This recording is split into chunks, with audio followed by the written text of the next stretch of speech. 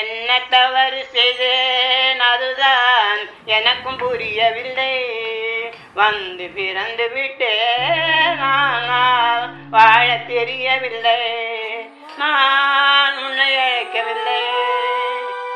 பெற்று பாடுபட்டு வளர்த்து ஆளாக்கி அழகு பார்த்த பிள்ளைகள்தான் இவர்களை இங்கு கைவிட்டு சென்றுள்ளனர்.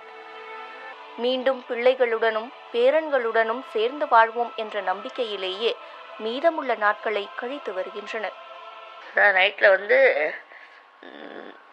2 மணி நேரம் 3 மணி நேரம் தூங்க முடியும், ஒரு தூக்கம் வராது. நினச்சிட்டா அப்படி கஷ்டமாக இருக்கும்.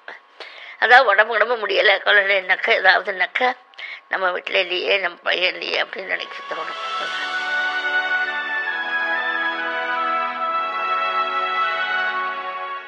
உறவுகளின் புரிதல்கள் சிதறிவிடும் நிலையில் எந்த பந்தமும் இல்லாத போதும் மனதிற்கு இதமளிக்கும் ஆதரவை தேடிச் சென்று வாழ்க்கை பயணத்தை தொடர்கின்றனர் இவர்கள்.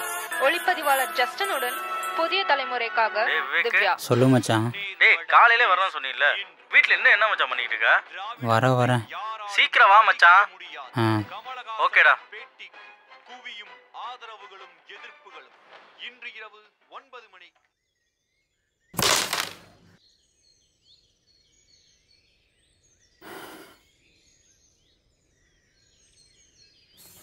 என்ன விவேக் டல்லாக இருக்கிற?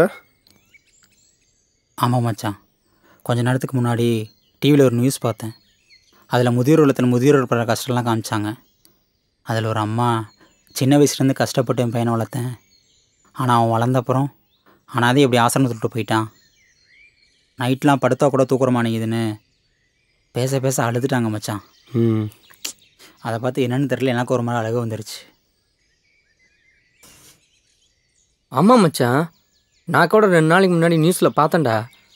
இந்த மாதிரி பிறந்த பச்சை குழந்தைலாம் குப்பை தொட்டிலையும் அனாதை ஆசிரமத்துக்கு முன்னாடியும் போட்டு போயிடறாங்களாம் மச்சான். இந்த காரணத்தினால தான் அனாதை எல்லாம் இப்போ ரொம்ப அதிகமாகிடுச்சான். இதுக்கெலாம் நம்ம ஏதாச்சும் பண்ணும் மச்சான். டேய் நம்மளால் என்னடா பண்ண முடியும்? கொடுத்துருக்க ப்ராஜெக்டே நம்மளால் முடிக்க முடியல, நம்ம ஏதாவது பண்ணுறதான்.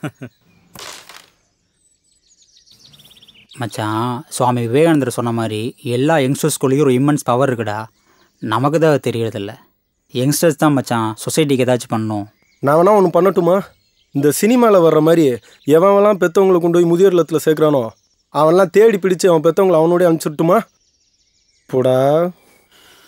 ஏன் மச்சான், நான் வேணா ஹாஸ்பிட்டல் வாசலில் ஏன் தெருவோரத்தில் நின்றுக்கிறேன். யாராவது குழந்தைய போட்டாங்கன்னா உன்கிட்ட சொல்லிடுறேன். போட்டுக்க மச்சான். டேய் சும்மா இருங்கடா, எப்போ பார்த்தாலும் விளையாண்டுக்கிட்டு. நீ எதோ சொல்ல வந்தா சொல்லு மச்சான். மச்சான், உணவு, உடை, இருப்பிடம் இது 3மே அனாதை இல்லத்துக்கும் சரி முதியோர் இல்லத்துக்கும் சரி ஏதோ ஒரு வழியில் கிடச்சிருது. ஆனால் ஒரே ஒரு விஷயம் மட்டும் கடைசி வரை அவங்க வாழ்க்கையில் கிடைக்காமையே போயிடுது. எது மச்சான்? அன்பு.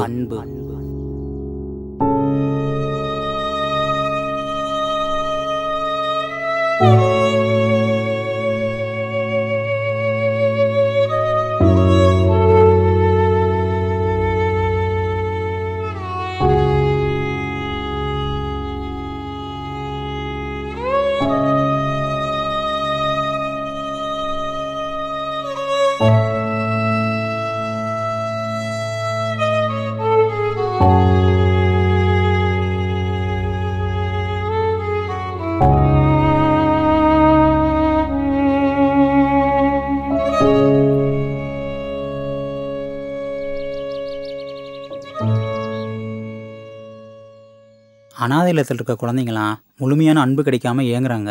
முதியோர் இல்லத்தில் பெரியவங்கள்லாம் பெத்த குழந்தைங்க மேலேயும் பேரம்பேத்திங்க மேலேயும் அன்பை காட்ட முடியாமல் தவிக்கிறாங்க. ஸோ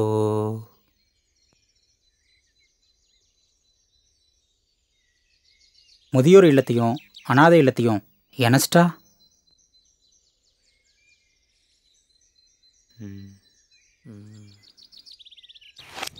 அப்போ அனாதை இல்லாமல் முதியோர் இல்லாமல் இருக்கிற சரின்னு சொல்ல வரியா? மச்சான், சரின்னு சொல்ல மச்சான், ஆல்ரெடி அப்படி பாதிக்கப்பட்டவங்களுக்கு ஏதோ நம்மளால் முடிஞ்ச ஒரு சொல்யூஷன் தான் சொல்கிறேன். சரி மச்சான், நம்ம 4 பேர் சேர்ந்து என்ன மச்சான் செயல்படுத்த முடியும்? 4 பேர் சேர்ந்து என்ன பண்ண முடியுமா மச்சான்? ஏதோ ஒரு மூலையில் 4-5 பேர் சேர்ந்து ஸ்டார்ட் பண்ண போராட்டம் தான் ஜல்லிக்கட்டு. அந்த 4 பேர் 40 பேர் ஆனாங்க, 40 பேர் பல லட்சங்கள் ஆனாங்க. தமிழ்நாடு இந்தியா மட்டும் இல்லை, உலகத்தில் இருக்க அத்தனை தமிழர்களும் ஒன்று திரண்டு போராடினாங்க. கடைசியில் அந்த போராட்டத்தில் வென்றது யார்? யங்ஸ்டர்ஸ். நம்ம நினச்சா எல்லாம் முடியும் மச்சான். ஓகே மச்சான். சரி மச்சான், ஏதோ சொல்கிற. ஆனால் மச்சான், நம்ம காலேஜ் பிரின்ஸிபல் ஒரு ஆசிரமம் வச்சுருக்காருல, நாளைக்கே அவர்கிட்ட பேசுவோம், இந்த மாதிரி சொல்லுவோம். ஓகேவா? இந்த ஆனந்த் உனக்கு சப்போர்ட். மச்சான், இந்த ஜேம்ஸ் உனக்கு சப்போர்ட்ரா. ஓகே மச்சான், இந்த முகமது உனக்கு சப்போர்ட்.